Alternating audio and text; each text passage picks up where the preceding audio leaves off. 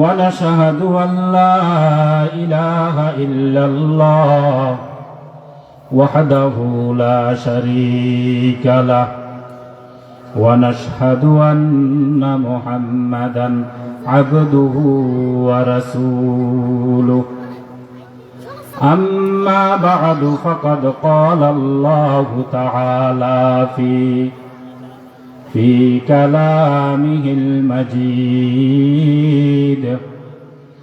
وفرقانه الحميد بعد أعوذ بالله من الشيطان الرجيم بسم الله الرحمن الرحيم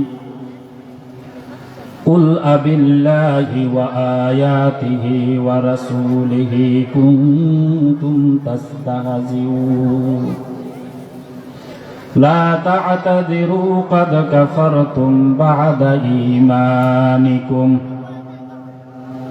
وعن علي رضي الله تعالى عنه قال إن يهودية كانت تشتم النبي صلى الله عليه وسلم وتقع فيه فخنقها رجل حتى ماتت فأبطل رسول الله صلى الله عليه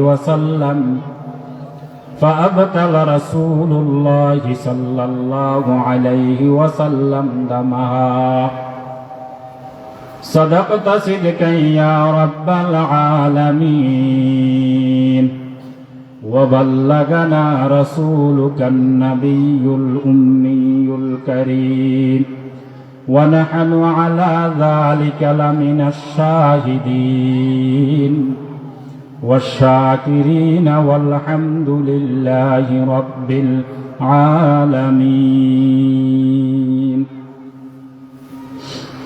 রাস্তার খিল দুলাল পুকুর পাড় নুরানি ইসলামিয়া মাদ্রাসা কর্তৃক আয়োজিত 22তম বার্ষিক ওয়াজ মাহফিলের সম্মানিত সভাপতি ওয়াজিবুল ইহতেরাম কাবেলে সদ ইহতেরাম উলামায়ে কেরাম, বিভিন্ন পাড়া মহল্লা থেকে আগত মুরব্বিয়ানে আজম, পর্দার আড়ালে শ্রবণরতা আমার মা ও বোনেরা, আপনাদের সামনে আমি আমার উস্তাদে মোহতারাম, এই এলাকার খুব খুশনসিব সৌভাগ্য, এলাকার মধ্যে অনেক বড় বড় আলেম আছে। এক গ্রামের মধ্যে এত বড় বড় আলেম একসাথে পাওয়া যাওয়াটা খুব মুশকিল। আমাদের উস্তাদে আছে এলাকার মধ্যে 2 জন। আমার উস্তাদে মোহতারাম হযরত মাওলানা আল্লামা আইয়ুব সাহেব হুজুর দামাত বরকাতুহুল আলিয়া হুজুর আমাকে ছোটবেলায় নিয়ে মাদ্রাসা ভর্তি করাইছেন সরস্বতী মাদ্রাসায়। এরপর থেকে হুজুরের তত্ত্বাবধানেই আমাদের পড়াশোনা এখন পর্যন্ত চলা। এরপরে আছেন আমাদের আরেক উস্তাদ সরস্বতী দারুল উলুম ইসলামিয়া মাদ্রাসার সম্মানিত শিক্ষা সচিব হযরত মাওলানা আব্দুল্লাহ সাহেব হুজুর দামাত বরকাতুহুল আলিয়া। আল্লাহ দোনো হযরতকে সুস্থতার সাথে বরকতময় নেক হায়াত দান করেন। আল্লাহ পাক আমাদেরকে দ্বীনের এই মজলিসে আসবার বসবার তৌফিক দান করছেন। এটা মহান রবের পক্ষ থেকে অনেক বড় নেয়ামত। নেয়ামতের শুকরিয়া আদায় করার লক্ষ্যে বলি আলহামদুলিল্লাহ। আমি আপনাদের সামনে সূরা তাওবার 65 এবং 66 নম্বর আয়াতের অংশ বিশেষ 2 আয়াত থেকে 2টা অংশ আপনাদের সামনে তেলাওয়াত করছি। আল্লাহ পাক রব্বুল আলামিন যদি তৌফিক দান করেন, এই 2 আয়াতের আলোকে কিছু মাসআলা, গুরুত্বপূর্ণ বিষয় আপনাদের সামনে আলোচনা করার চেষ্টা করব। আল্লাহ পাক তৌফিক দান করেন। তার আগে ছোট্ট একটা আমল দিয়ে কথা শুরু করি। হাদিসের মধ্যে আসছে, কোনো ব্যক্তি ফজর নামাজ আদায় করার পরে, ফজর নামাজ দৈনিক আমরা কয় ওয়াক্ত নামাজ আদায় করি? 5 ওয়াক্ত। কয় ওয়াক্ত নামাজ? প্রত্যেক নামাজের পরে কোনো ব্যক্তি যদি 30 বার সুবহানাল্লাহ সাব্বাহা সালাসাও ওয়া সালাসিনা, 30 বার সুবহানাল্লাহ পাঠ করে। 33 বার, কতবার? 33 বার। সালাস ওয়া সালাসিনা, 33 বার। ওয়া হামিদাল্লাহ সালাসাও ওয়া সালাসিনা, এবং 33 বার আলহামদুলিল্লাহ পাঠ করে। কতবার? এবং 33 বার আল্লাহু আকবার। এই মোট 99 বার। 3 33-এ কতবার? 99 বার। 99 বার এই তাসবিহটা পাঠ করবার পরে ওয়াকালা তামামাল মিয়া, 100 বার পূর্ণ করার লক্ষ্যে যদি কোনো ব্যক্তি বলে লা ইলাহা ইল্লাল্লাহু ওয়াহদাহু লা শারীকা লা লাহুল মুলকু ওয়া লাহুল হামদু ওয়া হুয়া আলা কুল্লি শাইইন কাদির। দোয়াটা পারেননি সবাই? লা ইলাহা ইল্লাল্লাহু ওয়াহদাহু লা শারীকা লা লাহুল মুলকু ওয়া লাহুল হামদু ওয়া হুয়া আলা কুল্লি শাইইন কাদির। আল্লাহ পাকের নবী আকায়ে মাদানী তাজদারে মদিনা মুহাম্মদ মুস্তাফা সাল্লাল্লাহু আলাইহি ওয়াসাল্লাম বলেন, 33 বার 33 বার 3 33-এ 93 বার 99 বার তাসবিহগুলো পাঠ করবার পরে 100 বার পুরানোর নিয়তে যদি এই তাসবিহটা কেউ, এই দোয়াটা যদি কেউ পাঠ করে, তাহলে আল্লাহ পাক রব্বুল আলামিন তার সমস্ত গুনাহ, যদিও গুনাহগুলো সমুদ্রের ফেনা সম পরিমাণ হয়, আল্লাহ পাক তার গুনাহগুলো ক্ষমা করে দিবেন। গুনাহগুলো কি করে দিবেন? ক্ষমা করে দিবেন। তা আমরা ইনশাআল্লাহ যখনই নামাজ আদায় করব, নামাজ আদায় করবার পরে তাসবিহুল ফুকারা যেটা আছে 33 বার 33 বার এটা পাঠ করবার পরে সাথে এই দোয়াটা পড়ব, আল্লাহ পাক ইনশাআল্লাহ আমাদের গুনাহগুলো ক্ষমা করে দিবেন।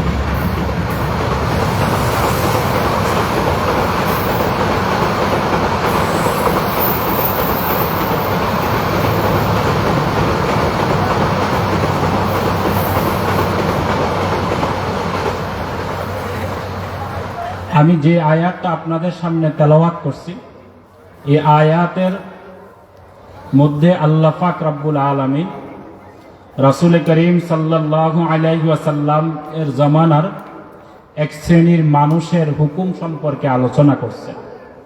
নবীজি সাল্লাল্লাহু আলাইহি ওয়াসাল্লাম যখন দুনিয়াতে আগমন করছেন, তাওহীদ ও রিসালাতের দাওয়াত দেয়া শুরু করছেন, মানুষদেরকে যখন আল্লাহ পাকের ইবাদতের দাওয়াত দেয়া শুরু করছেন, তখন সমস্ত মানুষগুলো 3 ভাগে বিভক্ত হয়ে যায়। কয় ভাগে? 3 ভাগে। এর আগে মক্কার সমস্ত মানুষগুলো 1 ভাগে ছিল। সবাই যুবক মুহাম্মদ সাল্লাল্লাহু আলাইহি ওয়াসাল্লামকে নিজেদের জীবন থেকেও বেশি মুহাব্বত করতেন, ভালোবাসতেন। রাসূল করিম সাল্লাল্লাহু আলাইহি ওয়াসাল্লামকে এতটা ভালোবাসতেন যে নবীজি সাল্লাল্লাহু আলাইহি ওয়াসাল্লামকে তারা আল আমিন, এই কথা বলো বলো,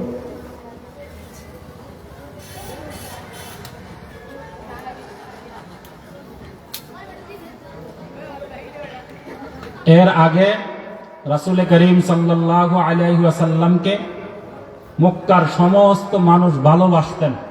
সারা মক্কা তন্ন তন্ন করে খুঁজলেও এমন একটা মানুষ পাওয়া যাওয়াটা দুষ্কর ছিল যে আমার আপনার নবী আকায়ে মাদানী তাজদারে মদিনা মুহাম্মদ মুস্তাফা সাল্লাল্লাহু আলাইহি ওয়াসাল্লামকে ভালো না বাসত। সবাই ভালোবাসত, ভালোবেসে আল্লাহর নবীকে আল আমিন উপাধি দিয়েছিল। এমনকি যখন খানায়ে কাবা পুনর্নির্মাণ হয়, হজরে আসওয়াদ আপন জায়গায় কে রাখবে, এটা নিয়ে মক্কার বিভিন্ন গোত্রের মধ্যে মারামারি কাটাকাটি হওয়ার উপক্রম, বিশাল জামিলা লেগে যাবে, রক্তক্ষয়ী সংঘর্ষ হবে। কিন্তু রাসূল করিম সাল্লাল্লাহু আলাইহি ওয়াসাল্লাম যখন ফয়সালা দিলেন, যখন সিদ্ধান্ত দিলেন, নবীজি সাল্লাল্লাহু আলাইহি ওয়াসাল্লামকে এতটা বেশি ভালোবাসত, এতটা নির্ভরযোগ্য মনে করত, আল্লাহর নবী বলবার সাথে সাথে সমস্ত মারামারি কাটাকাটি, যত বিশাল সংঘর্ষ হওয়ার আশঙ্কা ছিল, সবগুলো নিমিষেই শেষ হয়ে গিয়ে সবাই এক বাক্যে আল্লাহর নবীর সিদ্ধান্ত মেনে নিয়েছিল। কিন্তু আল্লাহর নবী যখন দাওয়াতের কাজ শুরু করলেন, হকের কথা যখন বলা শুরু করলেন, মানুষদেরকে যখন আল্লাহর তাওহীদের কথা বলা শুরু করলেন, যখন বললেন হে মানুষরা তোমরা মূর্তির পূজা ছেড়ে দাও, মূর্তির কাছে তোমরা তোমাদের মাথা নত করো না, লাত এবং উজ্জা তোমাদের কোনো ক্ষতির মালিক না, তোমাদের কোনো কল্যাণেরও মালিক না। কল্যাণ এবং ক্ষতি সবকিছু আল্লাহর হুকুমে হয়। মানুষ মরে তো আল্লাহর হুকুমে মরে, জীবিত থাকে তো আল্লাহর হুকুমে জীবিত থাকে। কারো সন্তান হয় তো আল্লাহর হুকুমে সন্তান হয়, কারো সন্তান হয় না এটাও আল্লাহর হুকুমে হয়। তোমাদের সকল উপকারের মালিক আল্লাহ, তোমাদের রিজিকের মালিক আল্লাহ, বৃষ্টি দেওয়ার মালিক আল্লাহ, ফসল দেওয়ার মালিক আল্লাহ, তোমাদের হায়াতের মালিক আল্লাহ, তোমাদের জীবনের মালিক আল্লাহ। অতএব তোমরা আল্লাহর ইবাদত করো, লাত এবং উজ্জার সামনে মাথা নত করাকে বন্ধ করে দাও, আল্লাহর সামনে তোমাদের মাথাকে নত করো। সেজদা করবা তো একমাত্র আল্লাহকে করো। যখন তাওহীদের দাওয়াত দেয়া শুরু করছে, যখন তাওহীদের কথা বলা শুরু করছে, যেই মানুষগুলো আল্লাহর নবীকে বিনা বাক্যে ভালোবাসতো, যেই মানুষগুলো আল্লাহর নবীকে তাদের জীবন থেকে ভালোবাসতো, যেই মানুষগুলো আল্লাহর নবীর সিদ্ধান্তের পরে হজরে আসওয়াদ রাখার বিষয়ে তারা একমত হয়ে গিয়েছিল, সেই মানুষগুলো এবার 3 ভাগে বিভক্ত হয়ে গেল। কয় ভাগে বিভক্ত হয়ে গেল? 3 ভাগে বিভক্ত হয়ে গেল।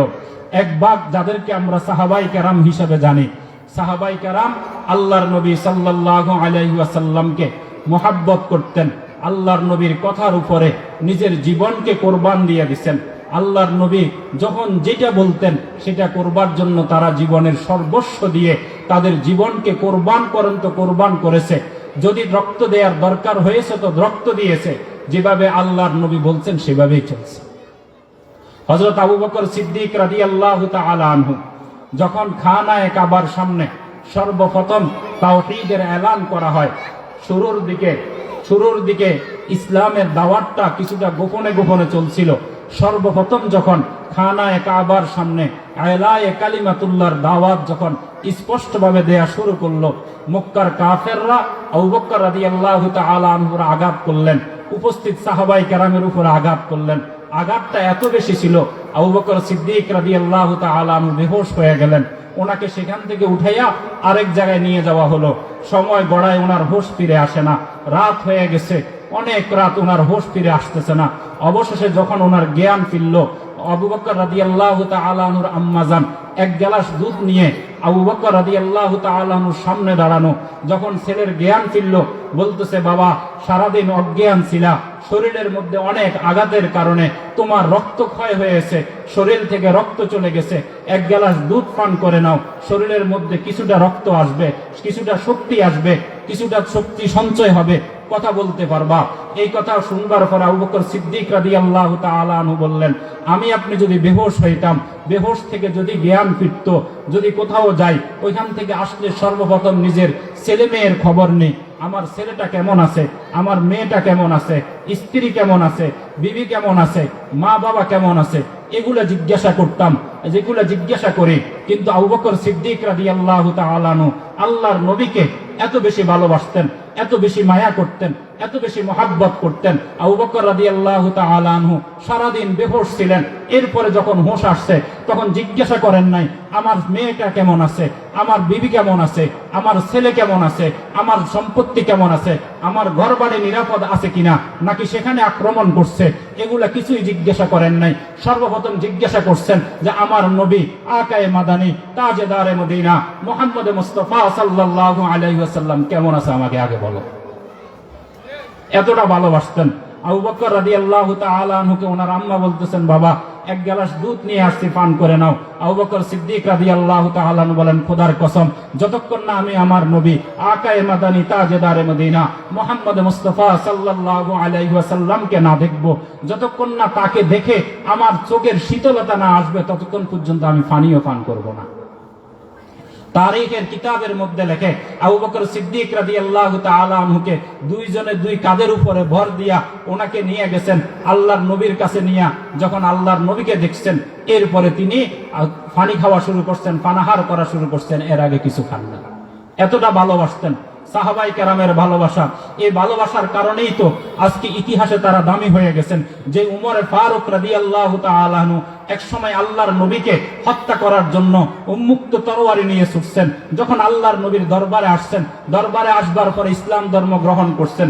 গ্রহণ করে একদিন বলতেছেন, ইয়া রাসূলুল্লাহ ইন্নী উহিব্বুকা মিন কুল্লি শাই, আমি আপনাকে সকল বিষয় থেকে বেশি মহব্বত করি, ইল্লা নফসি, কিন্তু আমার জীবন থেকে আমি আপনাকে বেশি মহব্বত করতে পারি না।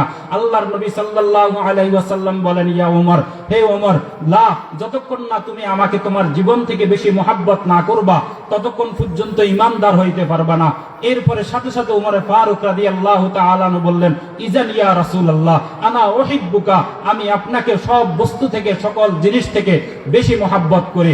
এই যে বেশি মহব্বতের কারণে আজকে ইতিহাস উঠায়া দেখেন, কোন যত ব্যক্তি ইতিহাস লেখক, সেটা মুসলমান হোক আর অমুসলিম হোক, যদি সারা বিশ্বের ইতিহাস কেউ যদি লিখতে যায়, ওমর রাদিয়াল্লাহু তাআলা আনহুকে বাদ দিয়ে কেউ ইতিহাস লিখতে পারবে না। নবীজির মহব্বত যখন ওনাদের অন্তরের মধ্যে, সাহাবায়ে কেরামের অন্তরের মধ্যে আসছে, নবীজির মহব্বত এতটা দামি জিনিস, ওনাদেরকে এতটা দামি বানাইয়া দিছে, যে মক্কার মানুষগুলো সভ্যতা কাকে বলে জানতো না, যে মানুষগুলো ভদ্রতা কাকে বলে জানতো না, যে মানুষগুলো নিজের জীবন মেয়েকে, নিজের আপন মেয়েকে জীবিত কবরস্থ করত, নিজের মেয়েকে নিজে জিন্দা কবর দিয়ে দিত, যে মানুষগুলোর সকাল শুরু হইতো খুন খারাপি দিয়া, যে মানুষগুলোর সকাল শুরু হইতো মদ পান দিয়া, যে মানুষগুলো সুদ ছাড়া কিছু বুঝতো না, আরেকজনের জিনিস জুলুম করে ভোগ করা ছাড়া তাদের আর কোনো কাজ ছিল না। আজকের ইতিহাস খুলে দেখেন, সেই মানুষগুলো যখন আকায়ে মাদানী, তাজেদারে মদিনা মুহাম্মদ মুস্তাফা সাল্লাল্লাহু আলাইহি ওয়াসাল্লামের সান্নিধ্যে যখন আসছেন, নবীজির সোহবতে যখন আসছেন, নবীজির ভালোবাসা যখন তাদের অন্তরে আসছে, নবীজিকে যখন ভালোবাসবার কারণে আজকে তারা সারা পৃথিবীতে নয়, পৃথিবীর শুরু থেকে নিয়ে আজ পর্যন্ত যত মানুষ আছে সব মানুষ থেকে বেশি দামি মানুষ হয়ে গেছে। নবীজির ভালোবাসা সেই আরবের হিংস্র মানুষগুলোকে, আরবের সেই অভদ্র মানুষগুলোকে, আরবের সেই হানাহানি মারামারি কাটাকাটিতে অভ্যস্ত মানুষগুলোকে আশরাফুল মাখলুকাতের সর্বোচ্চ জায়গায় নিয়ে বসায়া দিয়েছে। दरफेशानी ने तूने कतरू को दरिया कर दिया, दिल को रोशन कर दिया है, आंखों को बीना कर दिया, जूनते खुद राह पर अवरू को, जूनते खुद राह पर अवरू, जूनते खुद राह पर दरफेशानी ने तूने कतरू को दरिया कर दिया, दिल को रोशन कर दिया है, आंखों को बीना कर दिया। যারা কখনো নিজের হেদায়েতের উপরে ছিল না, তাদের মাধ্যমে আল্লাহ পাক হাজার হাজার মানুষের হেদায়েতের ব্যবস্থা করে দিয়েছেন। তাদের ভালোবাসা তো এমন ছিল, নবীজির ভালোবাসার কারণে হযরত বেলাল রাদিয়াল্লাহু তাআলা আনহু আল্লাহর নবীর উপরে ঈমান নিয়ে আসছেন। তার থেকে ঈমান থেকে তাকে সরানোর জন্য তার যে মক্কার কাফেররা, তার যে মালিক ছিল, তাকে নির্যাতন করা শুরু করত, উত্তপ্ত বালুর উপরে শোয়া রাখতো। বালু যখন গরম হইতো, উপর থেকে সূর্যের তাপ, নিচের থেকে বালুর গরম, উপরে বুকের উপরে পাথর দিয়া শোয়া রাখতো। হযরত বেলাল রাদিয়াল্লাহু তাআলা আনহুর চামড়াগুলো জ্বলছে যাইতো। হযরত বেলাল রাদিয়াল্লাহু তাআলা আনহুর শরীর থেকে রক্ত এবং ঘাম বের হইয়া বালুগুলো ঠান্ডা হয়ে যাইতো। তারা বলতো, বেলাল তুমি একবার বলো আমি মুহাম্মদের দ্বীন ছেড়ে দিলাম, মুহাম্মদের দ্বীনের উপরে থাকবো না, তোমার সমস্ত শাস্তি মাফ করে দিব, তোমার বুকের উপর থেকে পাথর সরাইয়া দিব, বা উত্তপ্ত বালু থেকে তোমাকে উঠাইয়া ঠান্ডা জায়গা নিয়ে যাব, কোনো শাস্তি দিব না। একবার বলো শুধু মুহাম্মদের দ্বীনের উপরে থাকবো না, মুহাম্মদের সাথে থাকবো না, মুহাম্মদের কথা মানবো না। কিন্তু বেলাল রাদিয়াল্লাহু তাআলা আনহু বলতেন, না না, এটা হইতে পারে না, তোমরা আমাকে সারা দুনিয়া দিয়ে দিলেও হইতে পারে না, আমি আল্লাহর নবীর উপর ঈমান এনেছি তো এনেছি, আমি এই ঈমান থেকে কখনো সরতে পারবো না। ভালোবাসা এমন ছিল। ভালোবাসার প্রতিদানটা কেমন, হাদিস খুলে দেখেন। আল্লাহর নবী সাল্লাল্লাহু আলাইহি ওয়াসাল্লাম মেরাজের রজনীতে, যেদিন আল্লাহ পাক রব্বুল আলামিন মেরাজে নিয়ে গেছেন, সেদিন আল্লাহ পাক, সেই রাত্রে আল্লাহ পাকের নবী সাল্লাল্লাহু আলাইহি ওয়াসাল্লাম জান্নাত সফর করতে গেছেন, জান্নাত দেখতে গেছেন। জান্নাত দেখতে গিয়া জান্নাতের মধ্যে হাঁটতেছেন, হযরত জিবরাইল আমিন সাথে আছে, আর আল্লাহর নবী হাঁটতেছেন দুইজন, কিন্তু পায়ের আওয়াজ শোনা যায় তিনজনের। কয়জনের? তিনজনের। আল্লাহর নবী বলেন, জিবরাইল, জান্নাতে আমি আর তুমি ছাড়া তো আর কেউ নাই, আমাদের সামনেও কেউ নাই, পিছনেও কেউ নাই, কিন্তু মনে হচ্ছে সামনে যেন কে যেন হাঁটতেছে, কার জুতার পায়ের আওয়াজ পাইতেছি, কিন্তু তাকে তো দেখা যাচ্ছে না। এই লোকটাকে কে, সে আমাদের সামনে হাঁটে? ওই যে নবীজির মহব্বত আর ভালোবাসার প্রতিদান আল্লাহ পাক এমন ভাবে দিচ্ছেন। হযরত জিবরাইল আমিন বলে, আমাদের সামনে যাকে আপনি দেখতেছেন, যাকে আপনি হাঁটার আওয়াজ অনুভব করতেছেন, দেখা যায় না, শব্দ শোনা যায়, সেটা আপনার উম্মত বেলাল হাবশী রাদিয়াল্লাহু তাআলা। এটা নবীজির ভালোবাসা। তো তিন ভাগে বিভক্ত হয়ে গেছিল। কয় ভাগে বিভক্ত হয়ে গেছিল? তিন ভাগে বিভক্ত হয়ে গেছিল। এক ভাগ যারা সাহাবাই কেরাম, এদের পরিচয় হইল সাহাবী, এরা পৃথিবীর মধ্যে সবচেয়ে দামি মানুষ, এদের ভালোবাসা এত দামি ছিল, এদের ভালোবাসা এত দামি ছিল, দুনিয়ার মধ্যে থাকতে আল্লাহ পাক রব্বুল আলামিন তাদের প্রতি সন্তুষ্টির ঘোষণা কোরআনে কারিমের মধ্যে দেয়া গেছে। সাহাবাই কেরাম।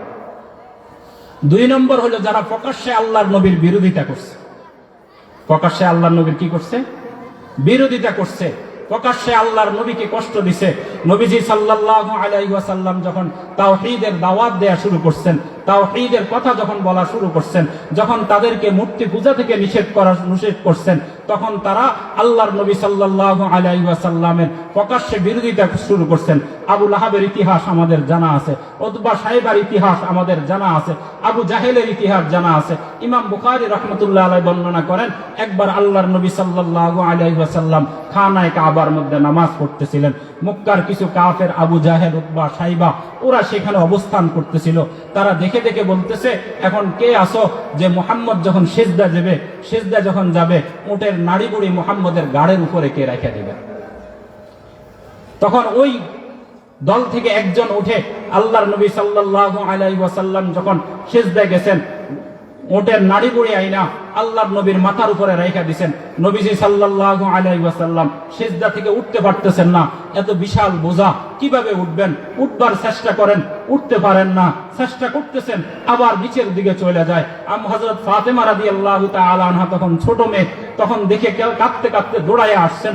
দৌড়াইয়া আইসা আল্লাহর নবীর মাথার উপর থেকে নাড়ি বুড়িগুলা টেনে টেনে যখন নামাইছেন, আল্লাহর নবী সিজদা থেকে উঠছেন। সিজদা থেকে উঠবার পরে বলতেছেন, আল্লাহুম্মা আলাইকা বিল কুরাইশ, আল্লাহুম্মা আলাইকা বিল কুরাইশ, হে আল্লাহ, কুরাইশের এই মানুষগুলো আমাকে কষ্ট দিয়েছে, এদের বিচার আমি তোমার কাছে দিলাম। এরপরে আল্লাহর নবী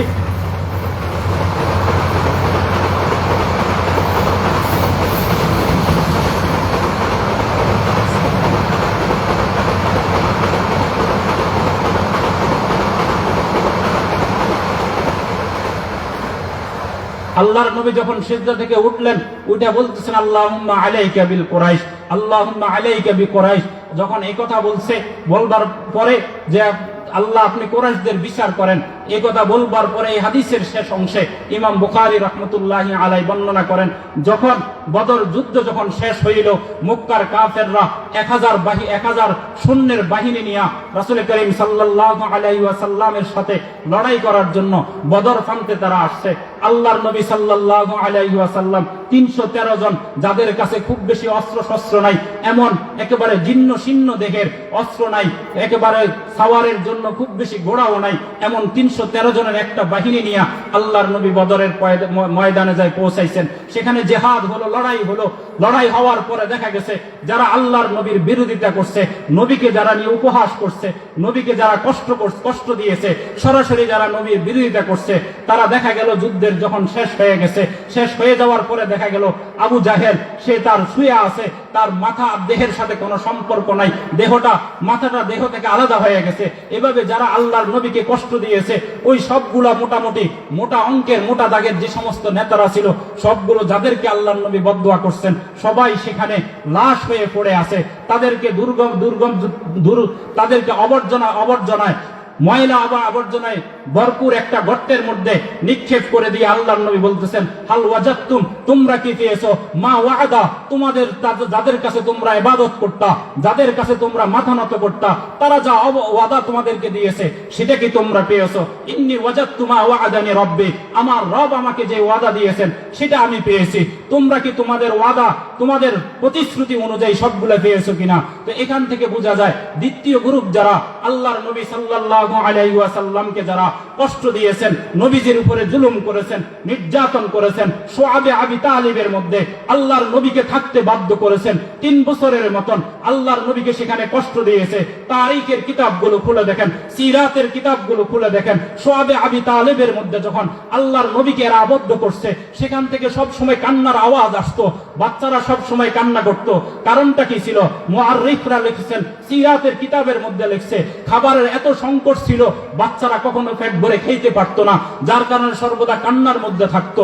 রাসূল করিম সাল্লাল্লাহু আলাইহি ওয়াসাল্লাম সহ সাহাবাই কেরাম সেই গাছের ফাতালতা খাইতে বাধ্য হয়েছেন, গাছের ফাতালতা খাইছে।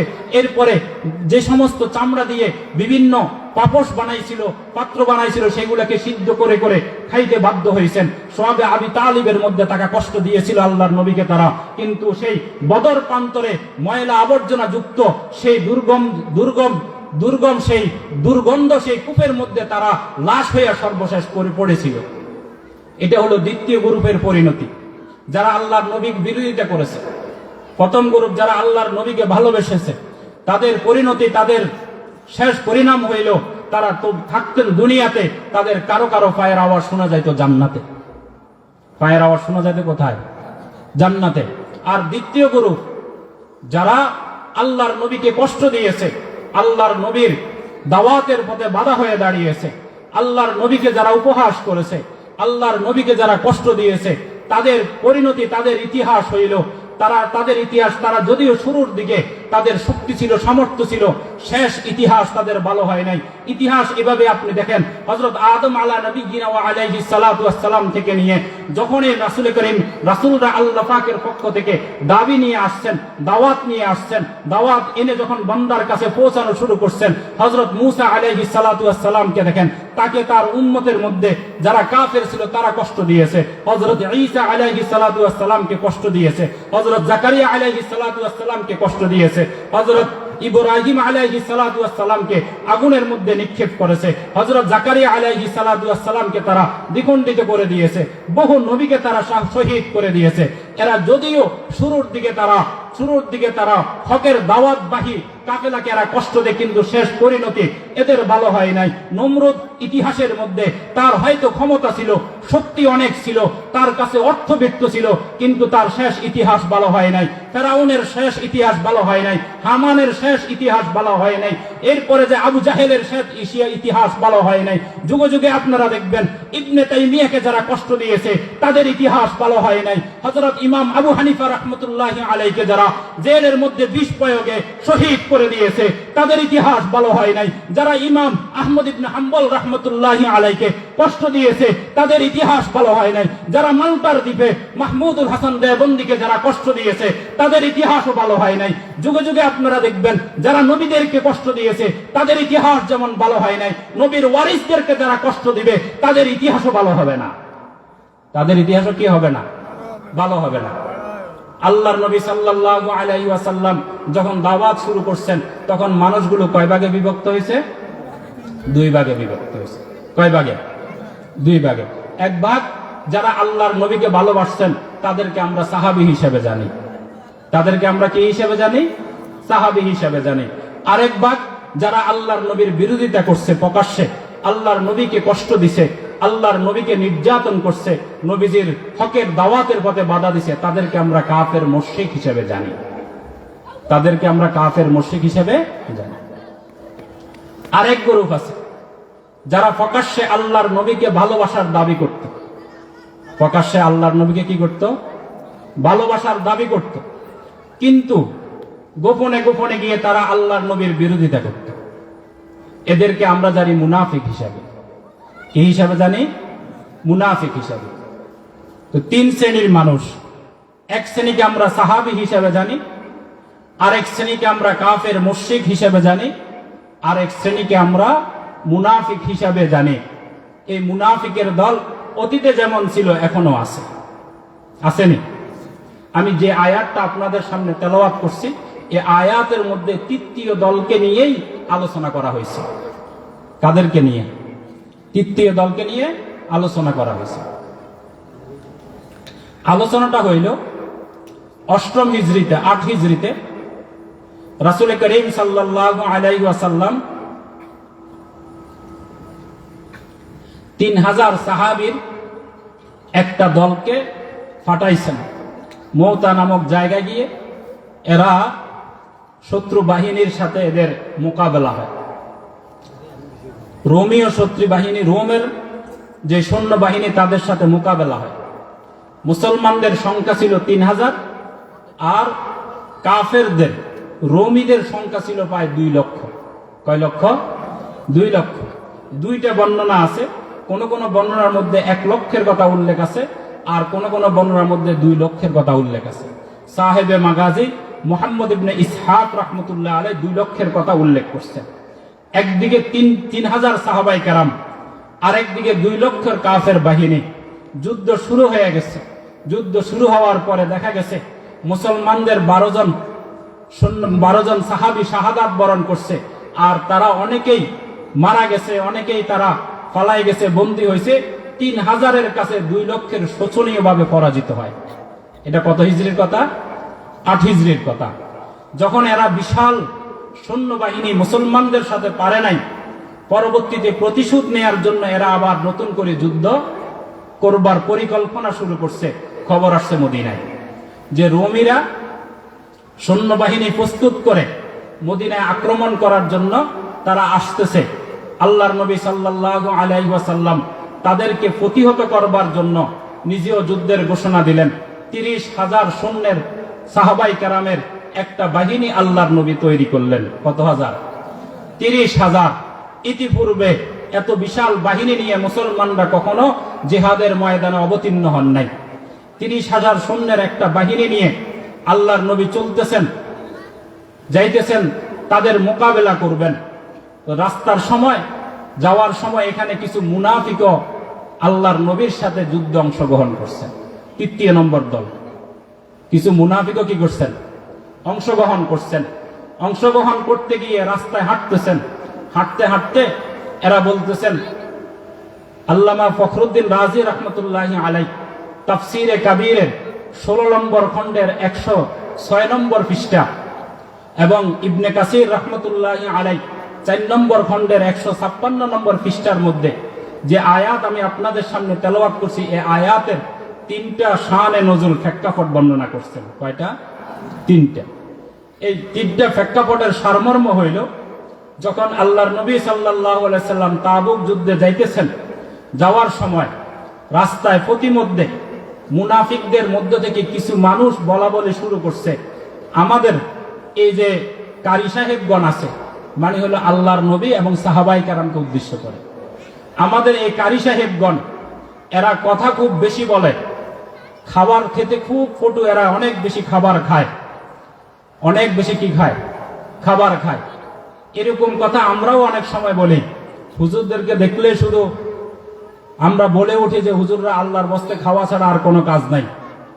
এটা নিয়ে অনেক সময় আমরা উপহাস করি, অনেক সময় হুজুরদেরকে এটা নিয়ে খোঁটা দিই। এই যে খাবার নিয়ে খোঁটা দেয়া, এটা আজকের ইতিহাস না, এটা অনেক আগের ইতিহাস। কি বলেন আপনারা? আজকের ইতিহাস না আগের ইতিহাস? আগের ইতিহাস।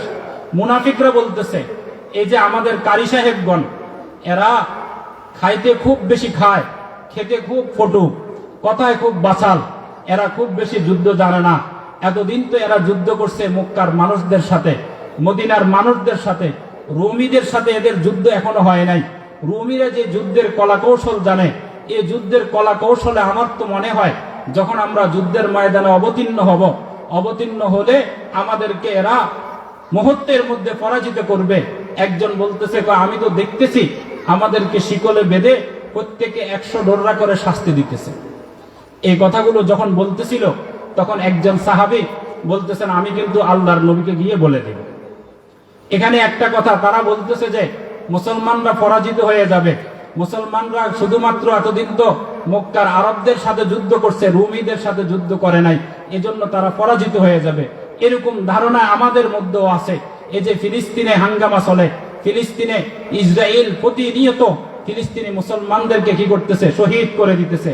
আমাদের মধ্যে অনেকে আমরা বিশ্বাস হারাইয়া ফেলছি যে ফিলিস্তিন কখনো আর বিজয় লাভ করবে না, এখানে শেষ হয়ে যাবে, মুসলমান নিশ্চিহ্ন হয়ে যাবে। এরকম কথা ওই সময়ের মুনাফিকরা বলে, এখনকার মুসলমানরাও অনেক ক্ষেত্রে বলে। আমাদের বক্তব্য হইল এক্ষেত্রে, হ্যাঁ, ফিলিস্তিন এখন জটিল সময়ের মধ্য দিয়ে অতিক্রম করতেছে। প্রতিনিয়ত ফিলিস্তিনে আমাদের মা বোনরা শহীদ হইতেছে, প্রতিনিয়ত ফিলিস্তিনে আমাদের মা বোনরা বিধবা হইতেছে, হাজারো মুসলমান ইতিমধ্যে শহীদ হয়ে গেছে, এটা ঠিক। কিন্তু মুসলমান নিচ্ছিন্ন হয়ে যাবে এটা মনে করবার কোনো উপায় নাই, মনে করবার কোনো সুযোগ নেই যে মুসলমান নিচ্ছিন্ন হয়ে যাবে। যারা হতাশ হয়ে যান তাদের জন্য একেবারে ঘটে যাওয়া একটা দৃষ্টান্ত আমাদের সামনে আছে। আফগানিস্তান 3 বছর আগেও সেখানে মার্কিন সেনাবাহিনীর ক্ষমতা ছিল না। মার্কিনীরা সেখানে বিবিসি বাংলার রিপোর্ট খুলে দেখেন, এমন কোনো জায়গা নাই, যে আফগানিস্তানের এমন কোনো এলাকা নাই যে এলাকার মধ্যে আমেরিকা বোম্বিং করে নাই, যে এলাকার মধ্যে আমেরিকার বোমারু বিমান থেকে বোমা ফেলানো হয় নাই। কিন্তু আজকের ইতিহাস দেখেন, 20 বছর 23 বছর আগে পুরা সারা বিশ্বের কাফেররা একসাথ হয়ে আফগানিস্তানকে নিচ্ছিন্ন করে দেওয়ার জন্য, আফগানিস্তানকে নিষ্পেষিত করে দেওয়ার জন্য, সেখান থেকে মুসলমানদেরকে ধ্বংস করে দেওয়ার জন্য সারা বিশ্বের কাফের একসাথ হয়ে নেটো বাহিনীর শিরোনামে আফগানিস্তানে হামলা করেছিল। কিন্তু আজকের ইতিহাস দেখেন, 3 বছর হয়ে গেছে, 3 বছরের ইতিহাস দেখেন।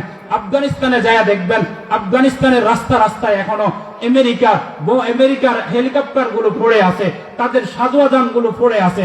আফগানিস্তানের জাদুঘরে আমেরিকার সবচেয়ে উন্নত মানের জঙ্গি হেলিকপ্টার গুলো এখনো সংরক্ষণ করা আছে, জঙ্গি বিমানগুলো সংরক্ষণ করা আছে। সারা পৃথিবীর সবচেয়ে অত্যাধুনিক সামরিক বাহিনী আফগানিস্তানে 20 বছর যাবৎ তাদের শক্তি দিয়া চতুর্দিক থেকে আক্রমণ করেছে। 20 বছরের ইতিহাস দেখেন। আজকে আফগানিস্তানের আমেরিকার অস্ত্র শস্ত্র পাওয়া যায়, সামরিক যান পাওয়া যায়, হেলিকপ্টার পাওয়া যায়, জঙ্গি বিমান পাওয়া যায়। আমেরিকার সৈন্যবাহিনী আজকে আফগানিস্তানে পাওয়া যায় না, নেটো সৈন্যবাহিনী আজকে আফগানিস্তানে পাওয়া যায় না, ডেনমার্কের সৈন্যবাহিনী নাই, ব্রিটেনের সৈন্যবাহিনী নাই। এমন ভাবে আল্লাহ পাক রব্বুল আলামিন তাদেরকে অপদস্থ অপমানিত করেছে। সম্মানের সাথেও তারা আফগানিস্তান ছেড়ে যাইতে পারে নাই, রাতের আধারে পালিয়ে যেতে বাধ্য হয়েছে। যদি মুসলমান যদি সামরিক শক্তির উপরে নির্ভর করে জিহাদ করত, তো আফগানিস্তানে কখনো মুসলমানদের বিজয় আসতো না। যদি সৈন্যবাহিনীর উপরে নির্ভর করে মুসলমান জিহাদ করত, বদরের ময়দানে মুসলমান কখনো জয় লাভ করত না। যদি সামরিক অস্ত্রের উপরে নির্ভর করে মুসলমান জিহাদ করত, খাইবরে মুসলমান বিজয় হইত না, হুনাইনে মুসলমানের বিজয় আসতো না, তাবুকে মুসলমানের বিজয় আসতো না, এরপর আপনার মুতার যুদ্ধে মুসলমানের বিজয় আসতো না। মুসলমান তো যখন যুদ্ধে নামার সময় তাদের হাতে কি আছে সেটা তারা দেখে না, তাদের সৈন্যের সংখ্যা কত সেটা তারা দেখে না। তারা মুসলমান তো আল্লাহ পাক রব্বুল আলামিনের ক্ষমতার উপরে বিশ্বাস করে, রব্বে কায়নাতের উপরে তাওয়াক্কুল করে তারা ময়দানে নামে। যে রবের এক ইশারায় সারা আসমান প্রতিষ্ঠিত হয়ে গেছে, যে রবের এক হুকুমে খুঁটিবিহীন বিশাল আসমান এখনো দাঁড়িয়ে আছে, যে রবের এক ইশারায় পাহাড় সৃষ্টি হয়ে গেছে, যে রবের এক ইশারায় বিশাল সমুদ্র সৃষ্টি হয়েছে, যে রব মুসলমানদেরকে বদরে বিজয় দান করেছেন, যে রব মুসলমানদেরকে হুনাইনে বিজয় দান করেছেন, যে রব মুসলমানদেরকে খাইবরে বিজয় দান করেছেন, সেই রবের শক্তির উপরে ভিত্তি করে, সেই রবের উপরে তাওয়াক্কুল করে মুসলমান জিহাদের ময়দানে অবতীর্ণ হয়। যদি অস্ত্রের বলে বিজয় আসতো, তাহলে বদরের মধ্যেই মুসলমানদের ইতিহাস শেষ হয়ে যেত। যদি শূন্য সংখ্যার উপরে নির্ভর করে মুসলমানদের বিজয় আসতো, তাহলে বদর পর্যন্ত মুসলমানদের ইতিহাস থাকতো। এরপরে আর পৃথিবীর মানচিত্রে মুসলমান শব্দ খুঁজে পাওয়া যাইত না, সেখানেই শেষ হয়ে যেত। কল্পনা করে দেখেন, একদিকে 1000 যোদ্ধা আর একদিকে মাত্র 313 জন, একদিকে 1000 সৈন্যবাহিনী আর একদিকে 313 জন। এই 313 জনের হাতে কি ছিল? তারিখের কিতাবগুলো খুলে দেখেন, ইমাম বুখারী বর্ণনা করছেন, কিতাবুল মাগাজি খুলে দেখেন, কোন কোন সাহাবীর হাতে তো তরবারিও ছিল না, গাছের ডাল নিয়ে যুদ্ধ করতে নামছে। সারা পৃথিবীর মানুষ দেখলে হাসবে, এই মুসলমান পাগল হয়ে গেছে, মুহাম্মদ পাগল হয়ে গেছে। একদিকে 1000 মানুষ আর একদিকে 313 জন, একদিকে তাদের অস্ত্রের অভাব নাই, আরেকদিকে এদের অস্ত্রের দেখা নাই, একদিকে ওদের ঘোড়ার অভাব নাই, আরেকদিকে এরা সাওয়ারের জন্য ঘোড়া খুঁজে পায় না, একদিকে ওটের অভাব নাই, আরেকদিকে এদের ওটের কোনো দেখা নাই, একদিকে খাবারের অভাব নাই, আরেকদিকে খাবারের দেখা নাই, একদিকে সবকিছু আছে আরেকদিকে কিছু নাই, একদিকে 1000 আরেকদিকে 313। যদি সৈন্যবাহিনীর শক্তির উপরে নির্ভর করে যদি জিহাদের যুদ্ধের ফলাফল নির্ধারণ হইতো, তাহলে বদর যুদ্ধে মুসলমানদের ইতিহাস শেষ হয়ে যেত। এই পর্যন্ত মুসলমান আসতো না, এ পর্যন্ত মুসলমান কি আসতো না। মুসলমানের শক্তির উৎস কোথায়? আল্লাহ। মুসলমানদের শক্তির উৎস কোথায়? আল্লাহ। সে আল্লাহ এখনো আসেননি, এখনো আসেনি না চলে গেছেন? কুল্লু মান আলাইহা ফান, সব কিছু শেষ হয়ে যাবে। এই পাহাড় তুলার মতন উড়ে যাবে, আসমান খান খান হয়ে ভেঙে পড়ে যাবে, জমিন সমতল হয়ে যাবে, সমুদ্রের মধ্যে আগুন লেগে যাবে, সব কিছু শেষ হয়ে যাবে। আমার রব শেষ হবে না, আমার মালিক কি হবে না? শেষ হবে না। যে আল্লাহ বদরের সময় ছিলেন সে আল্লাহ এখনো আছেন, যে আল্লাহ হুনাইনের সময় ছিলেন এখনো আছেন, যে আল্লাহ খাইবারের সময় ছিলেন সে আল্লাহ এখনো আছেন, যে আল্লাহ মুতার যুদ্ধে ছিলেন সে আল্লাহ এখনো আছেন, যে আল্লাহ তাবুকের যুদ্ধের সময় ছিলেন সে আল্লাহ এখনো আছেন, খন্দকের সময় যে আল্লাহ ছিলেন এখনো সে আল্লাহ আছেন। আফগানিস্তান থেকে মার্কিন বাহিনীকে বিতাড়িত যে রবের ক্ষমতা হয়েছে সে রব এখনো জীবিত, এখনো আছেন, সে রব থাকবেন, কিয়ামত হয়ে যাবে, সবকিছু শেষ হয়ে যাবে। কুল্লু মান আলাইহা ফান ওয়া ইয়াবকা ওয়াজহু রাব্বিক, আমার রব বাকি থাকবেন, রব শেষ হবে না, রবের শক্তি শেষ হবে না, রবের কুদরত শেষ হবে না, রবের কিবরিয়াই শেষ হবে না, রবের কাহ্হারিয়ত শেষ হবে না, রহমানিয়ত শেষ হবে না। রব যেভাবে ছিলেন সেভাবে এখনো আছেন, সামনেও থাকবে। জমিন শেষ হবে, রব শেষ হবে না, আসমান শেষ হবে, মালিক শেষ হবে না, সব কিছু শেষ হয়ে যাবে, মালিক থাকবেন। আমাদের যিনি আমাকে সৃষ্টি করেছেন, আপনাকে যিনি সৃষ্টি করেছেন, সারা পৃথিবীটাকে যিনি সৃষ্টি করেছেন তিনি থাকবেন, অতীতেও ছিলেন, বর্তমানেও আছেন, ভবিষ্যতে থাকবেন। আফগানিস্তান থেকে মার্কিন বাহিনীকে লাঞ্ছিত যে রব করছেন সে রব এখনো আছেন। ইনশাআল্লাহ আমরা দেখব, আমাদের হায়াতের মধ্যে দেখব, ফিলিস্তিনের মাটি থেকে ইসরায়েল লাঞ্ছিত হয়ে, অপদস্থ হয়ে, অপমানিত হয়ে, যেভাবে আমেরিকা হয়েছে, যেভাবে ডেনমার্ক হয়েছে, যেভাবে ব্রিটেন হয়েছে, যেভাবে নেটো হয়েছে, সেভাবে ইসরায়েল অপদস্থ, অপমানিত হয়ে, লাঞ্ছিত আর অপমানিত হয়ে ফিলিস্তিনের মাটি ছেড়ে যেতে বাধ্য হবে ইনশাআল্লাহ। তো বলতেছিল মুক্তার, মনে আছেনি আপনাদের? আমরা যেখানে ছিলাম, আল্লাহর নবী তাবুকের যুদ্ধে যাচ্ছিলেন। কোথায় যাচ্ছিলেন? তাবুকের যুদ্ধে যাচ্ছিলেন। প্রতিমধ্যে কিছু মুনাফিক বলা শুরু করছে যে মুহাম্মদ এবং তার সাঙ্গ পাঙ্গরা, কারি সাহেবরা শুধু খানা খাইতে অভ্যস্ত, খাবার খাইতে জানে, কথা বলতে জানে, কালকে যখন যুদ্ধের ময়দানে তারা যাবে পরাজিত হবে। উপহাস করতেছিল মুসলমানদেরকে নিয়ে, আল্লাহর নবীকে নিয়ে। এক সাহাবী তাদের এই কথাগুলো শুনছেন, শুনে বলতেছেন যে আমি এই কথাগুলো আল্লাহর নবীর কাছে যায় বলে দেব। সাহাবী আসতেছেন বলবার জন্য।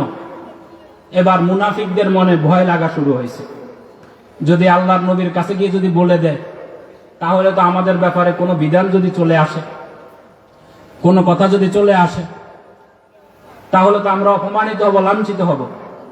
তারাও পিছনে পিছনে দৌড়ায় আসছে। এই সময় আল্লাহ পাক রব্বুল আলামিন আল্লাহর নবীর উপরে সূরা তওবার 65 এবং 66 নম্বর আয়াত নাযিল করে দিয়েছেন। 65 এবং আয়াতের অর্থ হলো ওয়ালা ইন সাআলতাহুম, সাহাবী এসে বলা লাগে নাই, এর আগেই আয়াত নাযিল হওয়া শুরু হয়েছে। এই সময় মুনাফিকরা এসে সামনে উপস্থিত। আল্লাহ পাক রব্বুল আলামিন আয়াত নাযিল করে দিয়েছেন ওয়ালা ইন সাআলতাহুম, হে আমার হাবিব, আপনার সামনে যে মুনাফিকরা এসে বসছে তাদেরকে যদি আপনি জিজ্ঞাসা করেন, যে কথাগুলো তারা পিছনে বলে আসছে এগুলার ব্যাপারে যদি আপনি জিজ্ঞাসা করেন, তারা বলবে ইন্নামা কুন্না নাফুজু ওয়া নালআবু, আমরা তো কথাগুলো হাসির চলে তামাশা করে বলছি, দিল থেকে বলি নাই। রাস্তায় হাঁটতেছিলাম, হাঁটতে হাঁটতে কত কথাই আমরা বলি, হাসি তামাশার চলে কথাগুলো বলছি, দিল থেকে বলি নাই। কি থেকে বলি নাই? দিল থেকে বলি নাই। আল্লাহ পাক রব্বুল আলামিন বলেন, কুল, হে আমার হাবিব, আপনি মুনাফিকদেরকে বলে দেন।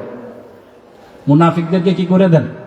বলে দেন, আবিল্লাহি ওয়া আয়াতিহি ওয়া রাসূলিহি কুনতুম তাস্তাহজিউন, তোমরা আল্লাহকে নিয়া, আল্লাহর আয়াত নিদর্শনকে নিয়া, তোমরা আল্লাহর রাসূলকে নিয়ে তোমরা উপহাস করো, আল্লাহর রাসূলকে নিয়ে তোমরা হাসি তামাশা করো, আল্লাহ পাকের আয়াত জিহাদকে নিয়া, আল্লাহ পাকের বিধান জিহাদকে নিয়ে তোমরা হাসি তামাশা করো, আল্লাহর কুদরত, আল্লাহর ক্ষমতাকে নিয়ে তোমরা হাসি তামাশা করো।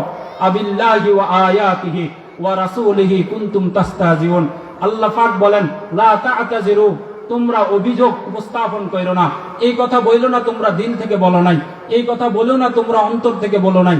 কাদ কাফারতুম বা'দা ঈমানিকুম, এই কথাগুলো বলবার কারণে, আমাকে নিয়ে, আমার আয়াত আর আমার রাসূলকে নিয়ে উপহাস করবার কারণে তোমরা কাফের হয়ে গেছো।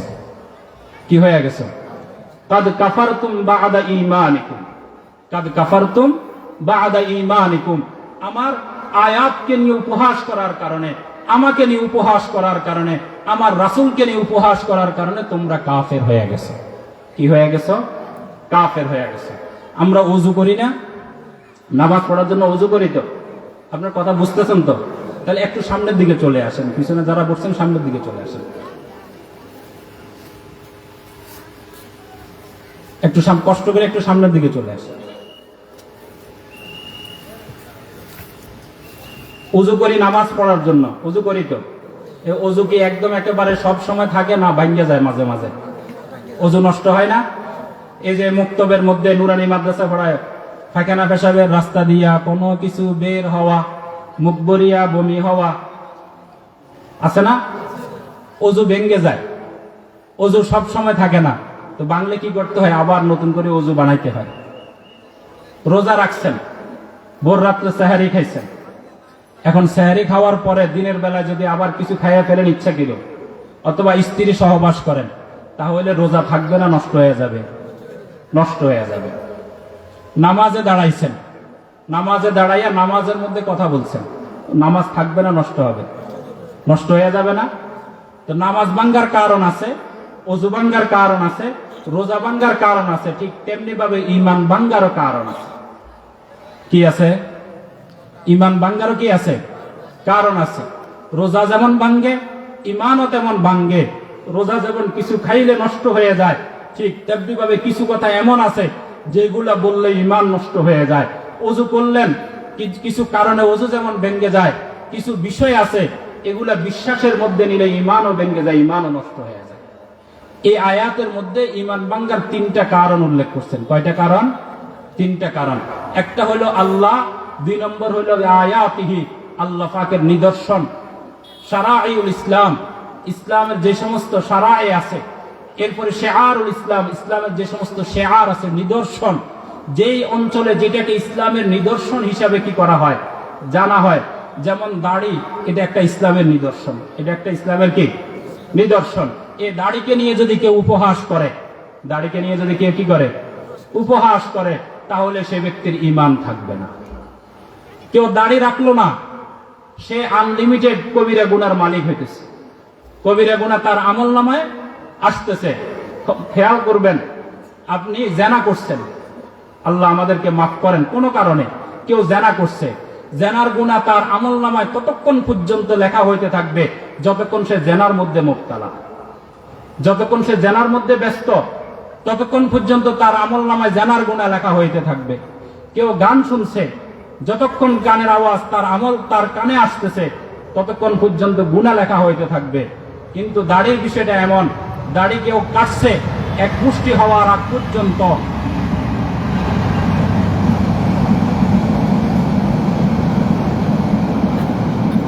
এক মুষ্টি হওয়ার আগ পর্যন্ত তার আমলনামায় কবিরা গুনাহ লেখা হইতেই থাকবে। এবার 20 বছর 30 বছর যদি তার এই দাড়িবিহীন থাকে, এভাবে তার আমলনামায় গুনাহ লেখা হইতেছে। বিল্লাহি ওয়া আয়াতিহি, আল্লাহ পাকের আয়াত, নিদর্শন, শরীয়তের যে সমস্ত শারাঈ আছে, যে সমস্ত শিআর আছে, শিআর ইসলাম, এগুলাকে নিয়ে যারা উপহাস করবে, কাদ কাফারতুম বা'দা ঈমানিকুম, ঈমান যতই বড় ঈমানের দাবিদার হও না কেন, তুমি কাফের হয়ে যাবা যদি এগুলোকে নিয়ে উপহাস করো। কি নিয়ে উপহাস করলেন? এখন নতুন করে দেখবেন ফেসবুকের মধ্যে বের হইছে, অনেকেই জিকির নিয়ে উপহাস করে। জিকির নিয়ে কি করে? উপহাস করে। ওয়াজের নামে, ওয়াজের মঞ্চে জিকিরের নামে আপনারা দেখতেছেন ফেসবুকের মধ্যে, ইউটিউবের মধ্যে দেখবেন অ্যাভেলেবেল জিকিরকে নিয়ে উপহাস করতেছে। আল্লাহ পাকের জিকির কত সুন্দর, আল্লাহ আল্লাহ আল্লাহ আল্লাহ আল্লাহ আল্লাহ, কত সুন্দর না? কত সুন্দর। লা ইলাহা ইল্লাল্লাহ, লা ইলাহা ইল্লাল্লাহ। এখন কিছু জিকির বার হইছে, দেখছেন নি আপনারা? এরকম কিছু জিকির বাইর হইছে নি? এরপরে আরেকটা নতুন পাগল ভাইরাল হইছে, হিমতে হিমতে কি জানি শব্দ বলে, দেখছেন নি আপনারা? দেখেন নাই? মাসালাটা বুঝেন। আবিল্লাহি ওয়া আয়াতিহি ওয়া রাসূলিহি, কোন ব্যক্তি যদি আল্লাহকে নিয়ে, আল্লাহর আয়াতকে নিয়ে, আল্লাহর রাসূলকে নিয়ে উপহাস করে, তুমি ভাইরাল হওয়ার জন্য, মার্কেট পাওয়ার জন্য, মানুষের কাছে পরিচিত হওয়ার জন্য, তোমার ইলমি যোগ্যতা নাই, এভাবে তুমি ভাইরাল হইতে পারবা। হয়তো তোমার সেই যোগ্যতা নাই, মানুষের কাছে যাইতে পারবা, মানুষ তোমাকে পছন্দ করবে, এমন ইলম কালাম তোমার নাই, তুমি মানুষের কাছে ভাইরাল হওয়ার জন্য, মানুষের কাছে পৌঁছানোর জন্য, প্রসিদ্ধ আর পরিচিতি লাভের জন্য আল্লাহর জিকিরকে নিয়ে উপহাস করবা, বিকৃত কইরা মানুষের সামনে উপস্থাপন করবা। মাসআলা ভালোভাবে খেয়াল করো, হয়তো তুমি ভাইরাল হয়ে যাইবা, তোমাকে নিয়ে মানুষ চর্চা করবে, তোমাকে নিয়ে মানুষ হাসাহাসি করবে। ভাইরাল হয়ে যাওয়ার কারণে হয়তো তোমার কিছু প্রোগ্রাম বেড়ে যাবে। খুব ভালোভাবে কোরআনের আয়াত খেয়াল করে শুনে নাও। আবিল্লাহি ওয়া আয়াতিহি ওয়া রাসূলিহি কুনতুম তাস্তাহজিউনা কাদ কাফারতুম বা'দা ঈমানিকুম। আল্লাহকে নিয়ে, আল্লাহর আয়াতকে নিয়ে, আল্লাহর রাসূলকে নিয়ে কেউ যদি উপহাস করে, ভাইরাল হওয়ার জন্য আল্লাহ পাকের পবিত্র নামের জিকিরকে নিয়ে উপহাস করতেছো, ভাইরাল হওয়ার জন্য আল্লাহ পাকের পবিত্র নামের মধুর জিকিরকে তোমরা বিকৃতভাবে উপস্থাপন করতেছো, হয়তো তুমি ভাইরাল হইবা, মানুষের কাছে পরিচিতি পাইয়া যাবা, কিন্তু তোমার ঈমান থাকবে না, তুমি কাফের হয়ে যাবা। কি হয়ে যাবা? কাফের হয়ে যাবা। আবিল্লাহি ওয়া আয়াতিহি ওয়া রাসূলিহি কুনতুম তাস্তাহজিউন। তোমরা কি আল্লাহ, আল্লাহর রাসূল এবং আল্লাহর নিদর্শনকে নিয়ে উপহাস করতেছো, আর কোন জিনিস তোমরা পাও নাই? এগুলা আমরাও অনেক সময় ফেসবুকে ছাড়তেছি, শেয়ার করতেছি, মজা নিতেছি, টিকটক বানায়া। এরা এই সমস্ত ব্যক্তিগুলো আল্লাহ পাকের জিকিরকে নিয়ে এমন শুরু করছে, আজকে দেখেন জিকিরের সাথে বাজনা দিয়ে এরা এগুলো এখন ছাড়া শুরু করছে। এগুলা নিয়ে টিকটক বানাইতেছে, এগুলা নিয়ে কত রঙের বিকৃত ভাবে উপস্থাপন করতেছে, আল্লাহ পাকের কোরআন আয়াতকে নিয়ে উপহাস করতেছে। হয়তো তারা মনে করতেছে এইভাবে করলে কিছু টাকা ইনকাম হবে, ইউটিউবে কিছু টাকা আসবে, ফেসবুকে কিছু টাকা আসবে। কিন্তু খবরদার, তোমার দুনিয়াতে তুমি কয়টা টাকার মালিক হইবা, কিন্তু আল্লাহ পাকের জিকিরকে নিয়ে উপহাস কারণে তোমার ঈমান চলে যাবে। কি চলে যাবে? ঈমান চলে যাবে। এরা আবার আমাদেরকে বলে আমরা নবীর দুশমন, আমরা নবীর কি দুশমন। এরা 12 রবিউল আউয়াল গেল না কয়েকদিন আগে, কিছুদিন আগে, 1-1.5 মাস আগে 12 রবিউল আউয়াল, যারা আল্লাহ পাকের জিকিরকে নিয়ে উপহাস করে, এই সমস্ত লোকগুলো দেখবেন 12 রবিউল আউয়ালে বিশাল জশ্নে জুলুস বের করে। দেখছেন নি আপনারা? বিশাল জশ্নে জুলুস কি করছে? বিশাল মিছিল বের করছে। মিছিলের মধ্যে ফুল দিয়ে একটা গাড়ি সাজাইছে, সেখান থেকে পাকিস্তান থেকে কিছু লোক আসে, এদেরকে ফুলের মালা দিয়ে বসাইছে। আবার প্রত্যেকটা পিছনে গাড়িতে, ছোট ছোট গাড়িতে বিভিন্ন সুন্নিদের বক্তা, আশিকে রাসূলের নাম দিয়ে এরা ওই সমস্ত গাড়িগুলোর মধ্যে বসছে। দেখছেন নি আপনারা? আবার ওইখান থেকে এরা ঘোষণা করে সকল ঈদের বড় ঈদ ঈদে মিলাদুন নবীর ঈদ। কি বলে? সকল ঈদের বড় ঈদ ঈদে মিলাদুন নবীর ঈদ। অথচ কোরআনের কোথাও, হাদিসের কোথাও ঈদে মিলাদুন নবী নামে কোন শব্দ, কোন ব্যক্তি, কোন সাহাবী ঈদে মিলাদুন নবী পালন করছেন এমন কোন নজির পাওয়া যায় না। পাওয়া যায়? আল্লাহর নবী বলেন, ক্বালা রাসূলুল্লাহ সাল্লাল্লাহু আলাইহি ওয়াসাল্লাম লা তাত্তাখিযু শাহরান ঈদা ওয়ালা ইয়াওমান ঈদা। উল্টা আল্লাহর নবী বলছেন, যে দিনগুলোকে আমি ঈদ হিসেবে ঘোষণা করে গেলাম, যে দিনগুলোকে আল্লাহর নবী কি করছেন? ঈদ হিসেবে ঘোষণা করে গেছেন। কয়টা দিনকে? 2টা দিন। আল্লাহর নবী ইমাম আবু দাউদ রাহমাতুল্লাহ আলাইহি বর্ণনা করেন, আল্লাহর নবী সাল্লাল্লাহু আলাইহি সাল্লাম যখন মদিনা আসছেন, লাম্মা কাদিমা রাসূলুল্লাহ সাল্লাল্লাহু আলাইহি ওয়াসাল্লাম আল মদিনাতা, আল্লাহর নবী যখন মদিনা আসলেন, ওয়ালাহুম ইয়াউমান ইয়ালআবুনা ফীহিমা, তাদের 2টা দিন, মদিনার মানুষ 2টা দিন আনন্দ উল্লাস করত। আল্লাহর নবী বলেন, মা হাযান ইয়াউমানে, এই 2টা দিনে তোমরা আনন্দ উল্লাস করো কেন? ক্বালু কুন্না নালআবু ফি আইয়ামিল জাহিলিয়া, এই 2টা দিন আমরা জাহিলিয়াতের যুগে, ইসলাম পূর্ব যুগে আনন্দ উল্লাস করতাম। আল্লাহর নবী সাথে সাথে বলেন, কাদ আবদালা লাকুমা বিহিমা ইয়াউমাইনে খায়রাম মিনহুমা, আল্লাহ পাক এই 2 দিনের পরিবর্তে নতুন করে 2টা দিন তোমাদের জন্য ঘোষণা করে দিবেন। একটা হলো ইয়াউমুদ দুহা ওয়া ইয়াউমুল ফিত্র, একটা কোরবানির ঈদ আর একটা রোজার ঈদ। কয়টা ঈদ পাইলেন? 2টা ঈদ। আর সপ্তাহের মধ্যে শুক্রবারকে সপ্তাহ ঈদের দিন হিসেবে হাদিসের মধ্যে পাওয়া যায়। কয়টা দিনকে পাইলেন? 3 জায়গায় পাইলেন। একটা হলো কোরবানের ঈদ, আরেকটা হলো কি রোজার ঈদ, আরেকটা হইল শুক্রবারকে সপ্তাহের ঈদ হিসেবে কি করছে? ঘোষণা করছে।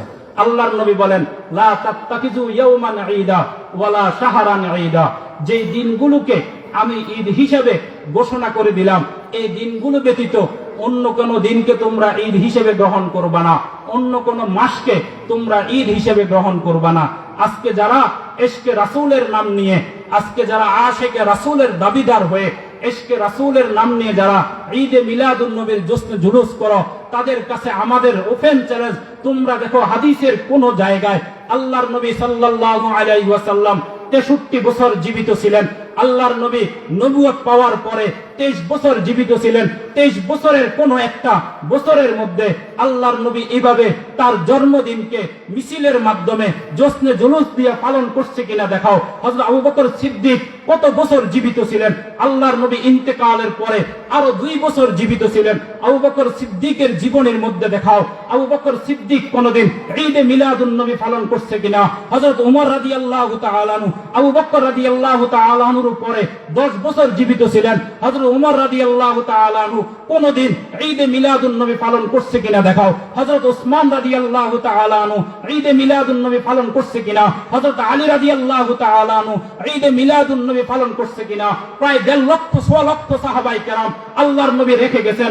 আল্লাহর নবী যখন ইন্তেকাল করেন 1.5 লক্ষ সাহাবায়ে কেরাম পৃথিবীর বুকে জীবিত ছিলেন। সাহাবীদের জীবনীগুলা কিতাবের মধ্যে লিপিবদ্ধ আছে। খুলে দেখো সিয়ারু আলামিন নুবালার মধ্যে সাহাবীদের জীবনী আছে। খুলে দেখাও তোমাদের আল উসদুল গাবা ফি মারিফাতিস সাহাবা, সাহাবীদের জীবনী নিয়ে রচিত প্রত্যেকটা কিতাবকে খুলে দেখাও। তোমরা তাহজিবুত তাহজিব খুলে দেখো, তাহজিবুল কামাল খুলে দেখো, তারিখুল ইসলাম ওয়াফায়াতুল আলাম খুলে দেখো, তারিখে দিমাশক খুলে দেখো, তারিখে ইবনে আসাকির খুলে দেখো, আল বিদায়া ওয়ান নিহায়া খুলে দেখাও, তারিখুল আল মুনতাজাম ফি তারিখিল মুলুক ওয়াল উমাম খুলে দেখাও। সেখানে সমস্ত সাহাবায়ে কেরামের জীবনী লিপিবদ্ধ করা আছে। আমার সাহাবায়ে কেরাম কিভাবে হাঁটতেন সেটা লিপিবদ্ধ করা আছে। সাহাবীরা কি পোশাক পরতেন সেটা লিপিবদ্ধ করা আছে। সাহাবীরা কিভাবে চলতেন সেটা লিপিবদ্ধ করা আছে। কোন সাহাবী কয়টা বিবাহ করছেন এটার বিবরণ এসেছে। কোন সাহাবীর কয়টা সন্তান ছিল এটার বিবরণ করা আছে। কোন সাহাবী নামাজ কিভাবে পড়তেন তার বর্ণনা আছে। সাহাবীদের রোজার বর্ণনা আছে, হজের বর্ণনা আছে, তাকওয়ার বর্ণনা আছে, জুহুদের বর্ণনা আছে, ঈদের বর্ণনা আছে। কিন্তু আল্লাহর নবীর জন্মদিনকে কেন্দ্র করে তারা কোন জশ্নে জুলুস করছেন কিনা, কোন মিছিল বের করছেন কিনা, এভাবে গাড়ি সাজাইয়া গলার মধ্যে মালা দিয়া তারা রাস্তা বের হয়েছে কিনা, সাহাবায়ে কেরামের যতগুলো জীবনীর কিতাব আছে এক একটা করে খোলাও, খুলে আমাদের সামনে নিয়ে আসো। দেখাও কোন দিক থেকে, কোন জায়গা থেকে, কোনভাবে কোন সাহাবী ঈদে মিলাদুন নবী পালন করছেন কিনা। কোন সাহাবী পালন করে নাই। তুমি কি আল্লাহর নবীকে হযরত আবু বকর থেকে বেশি ভালোবাসো? কি বলেন? আল্লাহর নবীকে কেউ আবু বকর রাদিয়াল্লাহু তাআলা বেশি ভালোবাসতে পারে? বেশি ভালোবাসতে পারে না। সবকিছু দিয়ে দিচ্ছেন আল্লাহর নবীর জন্য, সবকিছু দিয়ে দিচ্ছেন। আবু বকর থেকে কোনো বেশি যদি কোনো ব্যক্তি বলে, কোন ব্যক্তি যদি বলে আমি আল্লাহর নবীকে আবু বকর রাদিয়াল্লাহু তাআলা থেকে বেশি ভালোবাসি, তাহলে বুঝতে হবে সে প্রতারক আর ভণ্ড। বুঝেন নাই কথা?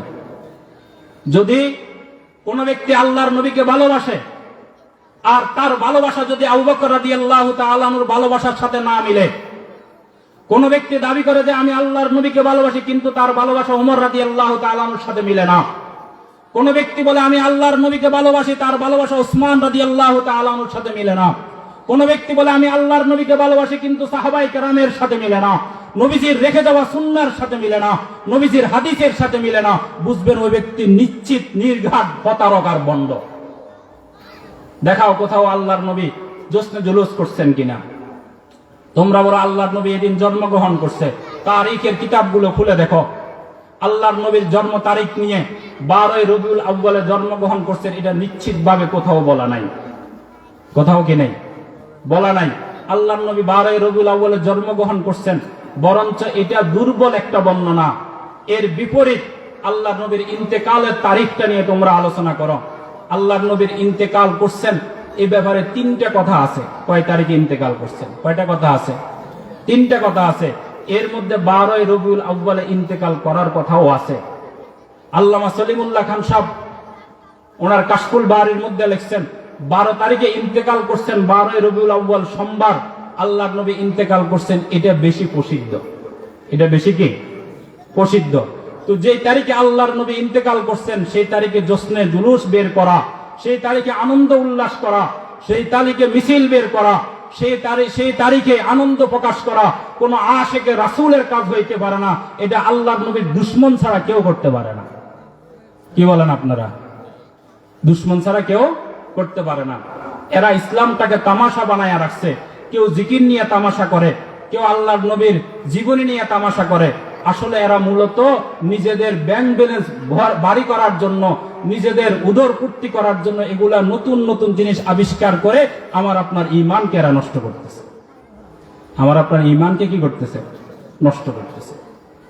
আমরা যেটা বলতেছিলাম, আয়াতের মধ্যে আল্লাহ পাক রব্বুল আলামিন বলেন আবিল্লাহি ওয়া আয়াতিহি ওয়া রাসূলিহি কুনতুম তাস্তাজিউন।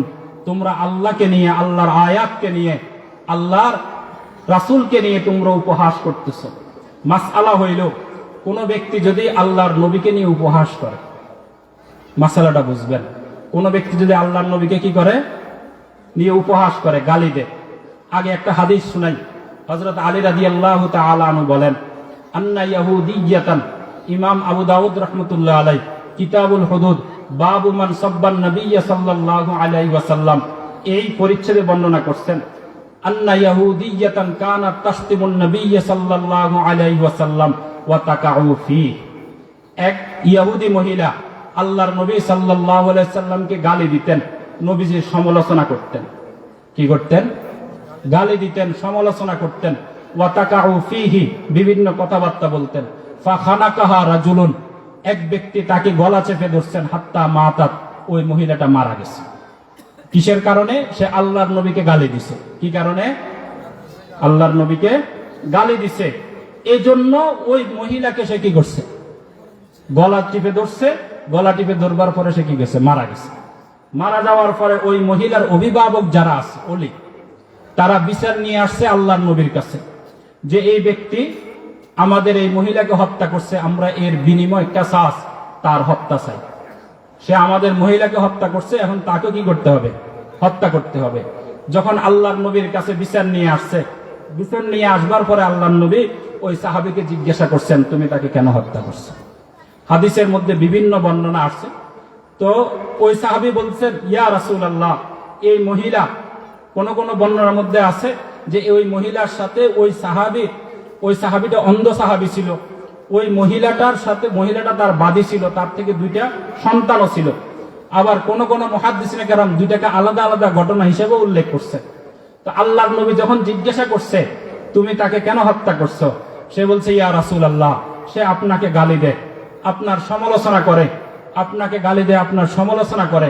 আমি বারবার তাকে নিষেধ করবার পরেও সে বিরত হয় নাই, বারবার নিষেধ করবার পরেও সে আপনার গালি থেকে বিরত আসে নাই, এজন্য আমি তাকে হত্যা করছি। ফাআবতালা রাসূলুল্লাহি সাল্লাল্লাহু আলাইহি ওয়াসাল্লাম, আল্লাহর নবী ওই মহিলার রক্তকে বেকার, অর্থাৎ তার হত্যার বিনিময়ে ওই সাহাবীকে হত্যা করার ফয়সালা দেন নাই, ওই সাহাবীকে মাফ করে দিয়েছেন, তার হত্যার সিদ্ধান্ত দেন নাই। এখান থেকে মাসালা হইল, কোন ব্যক্তি যদি আল্লাহর নবীকে গালি দেয়, কোন ব্যক্তি যদি কি করে? আল্লাহর নবীকে গালি দেয়, আল্লাহর নবীকে নিয়ে উপহাস করে, আল্লাহর নবীকে নিয়ে যদি সমালোচনা করে, তাহলে তার ব্যাপারে 2টা হুকুম। কয়টা হুকুম? কয়টা হুকুম? 1 নম্বর, ওয়া মিন খাসাইসিন নবী সাল্লাল্লাহু আলাইহি ওয়াসাল্লাম কুফরু ওয়া কতলু মান সাব্বাহু। আল্লাহর নবীর অনেকগুলো বৈশিষ্ট্যের মধ্যে 2টা বৈশিষ্ট্য হইল, কোন ব্যক্তি যদি আল্লাহর নবীকে গালি দেয় তাহলে সে ব্যক্তি কাফের হয়ে যাবে। কি হয়ে যাবে? কাফের হয়ে যাবে। আল্লাহর নবীকে যদি কোনো ব্যক্তি গালি দেয় তাহলে সে কি হয়ে যাবে? কাফের হয়ে যাবে। কাফের এমন কাফের হবে, ইমাম শামী রাহমাতুল্লাহ আলাইহি ফতোয়া শামী 6 নম্বর খণ্ড 356 নম্বর পৃষ্ঠার মধ্যে দেখবেন, ওয়ামান সাব্বান নবিয়্যা, যে ব্যক্তি নবীকে গালি দিবে, লাম তুকবাল তাওবাতুহু মুতলাকান, তার তওবা কখনো কবুল হবে না। তার তওবা কখনো কি হবে না? কবুল হবে না। কোন ব্যক্তি যদি নবীকে গালি দেয়, গালি দেওয়ার পরে যদি সে তওবাও করে, লাম তুকবাল তাওবাতুহু মুতলাকান, তার তওবা কবুল হবে না। তো এক নম্বর সিদ্ধান্ত হইল ওয়া মিন খাসাইসিন নবী সাল্লাল্লাহু আলাইহি ওয়াসাল্লাম কুফরু ওয়া কতলু মান সাব্বাহু, যে ব্যক্তি আল্লাহর নবীকে গালি দিবে তার ব্যাপারে প্রথম হুকুম হইল সে কাফের হয়ে যাবে। কি হয়ে যাবে? কাফের হয়ে যাবে। 2 নম্বর হুকুম হইল ওই ব্যক্তির শাস্তি হলো তাকে কতল করে দেয়া। কি করে দেয়া? কতল করে দেয়া। আমরা অনেক সময় বেখেয়ালে নিজেদের কথাবার্তার মধ্যে অনেক সময় আল্লাহর নবীকে নিয়ে বেখেয়ালে অনেক সময় অনেক কিছু বলে ফেলি। আল্লাহর নবী এতগুলো বিবাহ কেন করলেন? এভাবে জিহাদ কেন শুরু হইল? অনেকে জিহাদ নিয়ে উপহাস করে, আল্লাহর নবীর রাষ্ট্র ব্যবস্থা নিয়ে অনেকে উপহাস করে। এই যে খেয়াল রাখবেন, যদি কোনো ব্যক্তি আল্লাহর নবীকে উপহাস করে তাহলে সে কাফের হয়ে যাবে। কি হয়ে যাবে? কাফের হয়ে যাওয়া মানে ওই ব্যক্তির সাথে তার স্ত্রীর সম্পর্ক হারাম হয়ে যাবে। কি হয়ে যাবে?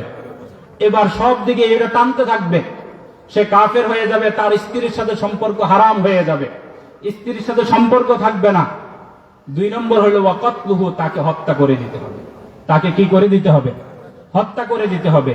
হাদিসের মধ্যে আছে, আল্লাহর নবী সাল্লাল্লাহু আলাইহি ওয়াসাল্লাম বলেন, ইন্নাল আবদা লা ইয়াতাকাল্লামু বিকালিমা, অনেক সময় মানুষ বেখেয়ালে হাসি তামাশার মধ্যে এমন এমন কথা বলা শুরু করে যেই কথার গুনাহ এত মারাত্মক হইতে পারে যে ওই কথার অপরাধের কারণে আল্লাহ পাক রব্বুল আলামিন তাকে জাহান্নামের এত গভীরে নিক্ষেপ করবেন, যে গভীরতা দুনিয়ার পশ্চিম থেকে পূর্ব প্রান্তের যে দূরত্ব, এর চেয়ে বেশি গভীর জাহান্নামে নিক্ষেপ করা হবে। এর চেয়ে বেশি গভীর জাহান্নামে কি করা হবে? নিক্ষেপ করা হবে। এজন্য আমাদের প্রত্যেকটা কথা